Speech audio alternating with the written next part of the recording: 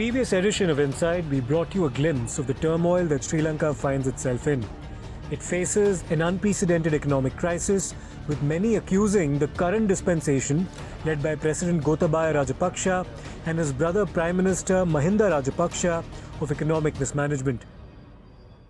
We are at this Alexander Square and all these students have come out on the streets of Colombo protesting against the siblings of Rajapaksa, saying that go home Gotabaya. Gotabaya, who also had a dual citizenship, had come from the US and he was made the Prime Minister after he surrendered his citizenship, and that is a tagline which has been taken by all these students. The family governance, nepotism, hands off our future. You have ruined most of it already. He should resign. These are the placard which has been holded by all these students. Go home, Gotabaya. Gotabaya, go back. That is quite visibly seen, and all these lines which is being written on all these plates are Rajapaksa, enough is enough. What is the message to the Rajapaksa brothers, the sibling brothers, because they have not resigned, the cabinet has resigned?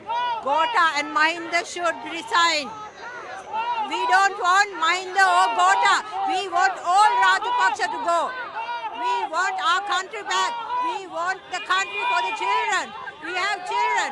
We have no problem, but we have this Rajapaksa problem. So ask them to go. So for me, so far studies have not been that great because of the power cuts that have been happening. And there are so many kids who have their O-levels coming up and they are unable to study. So it's really bad. It's happening here. We also talked about the serious dependence that Sri Lanka has acquired on China and Chinese investments in the country. 10% of Sri Lanka's external debt is sourced to China.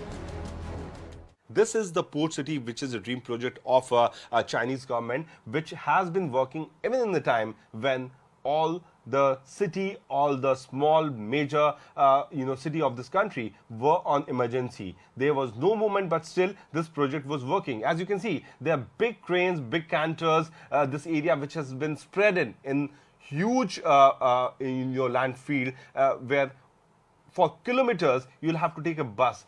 All these people were given food, money, everything. Projects like the Hambantota port have had to be handed over to China on extended leases because of the debts incurred. The debt trap diplomacy has enabled China to get a foothold in what has traditionally been India's sphere of influence, causing much apprehension here in India. In this edition of the special report from Sri Lanka, we are taking you to Hambantota, which is the center of all the controversy. China has taken lease of this particular port for 99 years. This is the route which leads to Hambantota, and this all highway has been built up by the Chinese government. In the course of few minutes, we will be telling you the inside story of how this Hambantota has been in the hand of China and how it is very strategically difficult for India to keep a close watch on the movement of China. Let's move and see.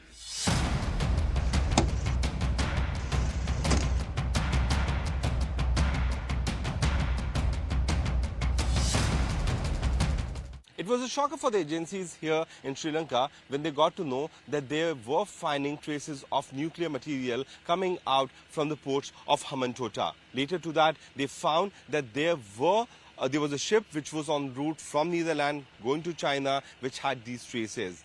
During the course of investigation, it was found that this nuclear material was certainly not procured from Netherlands because there is no mines there. Later on, the agencies also suspected that this material could have been given to the particular ship en route by the African pirates. The question which was raised by the Indian agencies that the security of this particular port, which had earlier 80% of the area in the hand of the Chinese people, should not be there, was very much valid. Financial experts call it a debt trap. When you give investment when you know that there won't be a proper return which you expect to get. There was a promise which was made to the Sri Lankan government that there will be a port for more ships, but actually it was only for 44 ships, which was certainly not that much that the Sri Lankan government could get return from it. Later to that, the Chinese also had probably a plan to keep the submarine brought by them so that the security could have been in their hand. Since India raised the voice and the security of this port finally went to the hand of the Sri Lankan government by reducing the percent of the share of the land which was supposed to be given to China, things have been slightly under control as of now. It was in the year 2009 when Sri Lanka was actually spotted by the Chinese to have their dominance on. The Chinese started supplying weapons, and later to that, in the year 2015, they finally laid the plot of the death trap on which they tried to focus on the economy of Sri Lanka. Over the period of time, this particular port, which is known as Habantota Port, was built up by the Chinese government, and then they had a loan percentage share in the total economy of 10%. The things started falling out from the hand of Sri Lankans, and later to that, the Chinese started having dominance on them. On an average, an IMF or a World Bank loan requires you to pay it back with about 1% interest. China looks at 5% interest or upwards. And when countries can't service that, they end up losing parts of their territory. So clearly the debt trap diplomacy is something which nobody is happy about. But China has such deep pockets that it has entered into almost all countries in India's neighborhood. Pakistan, with $64 billion China-Pakistan economic corridor. Sri Lanka, they bought off a township of Hambantota. Now the Sri Lankans and the Rajapaksa brothers have given China special concessional deals in port areas near Colombo and actually pulled out of an arrangement which was between Colombo, Delhi and Tokyo. And this was complete shock to India and Japan, that they offered India another terminal area near Colombo, but not quite as attractive as India and Japan had wanted. The Rajapakshas, for all their rhetoric about pursuing a policy that prioritizes relations with India, have not hesitated playing the China card. But given the situation that Sri Lanka now finds itself in, including resentment on the streets over this excessive reliance on China, will there be introspection? Opposition members of parliament now ask people to rise against this government. Without their political colors, caste, creed or nationality, to rise against the Rajapaksa family rule, the family bandism, and we ask all the foreign governments not to support this Rajapaksa oligarchy. They robbed our country, therefore they must be punished in international courts as well. So let us unite in this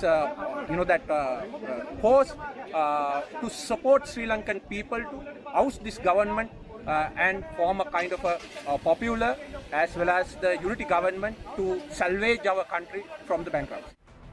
China's focus in terms of investments in infrastructure, including many projects associated with its Belt and Road Initiative, have been concentrated in Sri Lanka's south. But there is a strong indication that they're looking to expand and looking north in Jaffna, the once civil war-torn province of Sri Lanka, with a large section of the population that is Tamil-speaking. Times Now's Priyank Tripathi has been traversing the entire length and breadth of Sri Lanka to bring us a comprehensive perspective on the situation in the island nation. On this episode of Inside, we focus specifically on how China is eyeing the northern province of Sri Lanka, which is Jaffna, to make further inroads.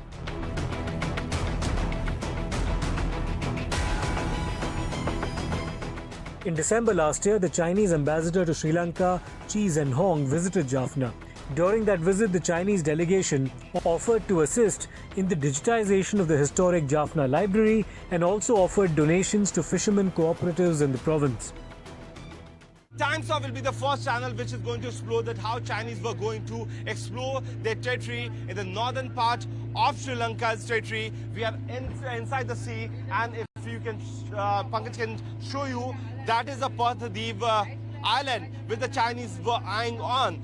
There was an agreement which was signed by the Chinese in the year 2021 where they had a pact with the Sri Lankan government that they want to build up a renewable energy plant at these three towers, which is known as Nainadiva, Pathadiva and Analdiva. Later to that, there was a very strong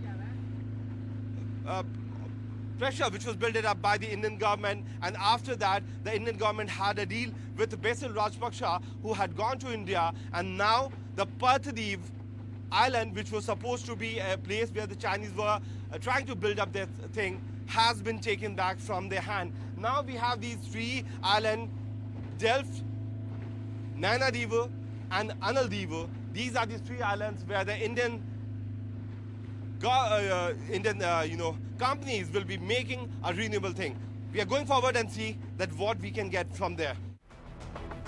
There has been a strong outreach on the part of the Chinese towards Tamils in Jaffna. In January last year, the Sri Lankan government had approved a proposal to install 3 hybrid renewable energy projects as part of a joint venture with a Chinese firm in the islets of Nedunthivu or the Delft Islands, Nainathivu and Anailathivu. These islets are closer to the Indian coastline. How far India is from Paradip? If Chinese come here, if they stay here, if they put the army here, how far is India from here? How far is Dhanushkoti from here? 32 kilometer. 32 kilometer? Oh. By speedboat, how many hours? Speedboat, 1.5 hour. 1.5 hours only. Oh, okay. So the Chinese can be here and be very close to India.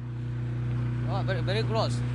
The defense problem, Tamil Nadu area. Yeah. So what he's trying to say that if Chinese are camping here, it's a defense problem for India because they will be barely 1.5 hours away from the sea coast of the Tamil Nadu.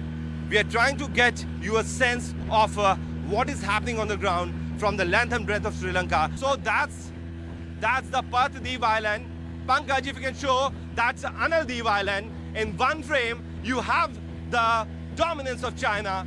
On the other frame, you have the dominance of India. So it's a very strategic move which the Indian government has taken by taking these 3 islands from the clutches of the dragon, which can certainly be the biggest factor for the defense and security of our country.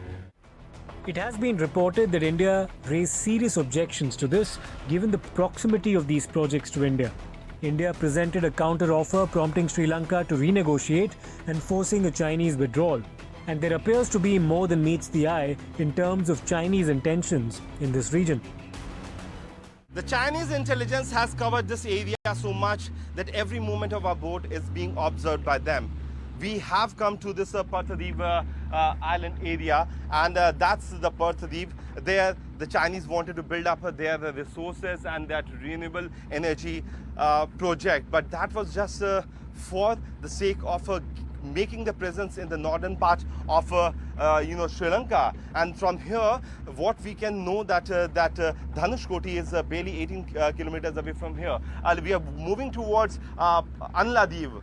We are going towards Anladiv, where we will be watching that how Indian agencies and Indian government has managed to get their stronghold, knowing the fact that the Chinese were trying to build up their prominence in this area. As you can see, this is the Paradip Island. For the first time for any television media, these are the visuals of the Paradip Island, where the Chinese are trying to build up their power so that they can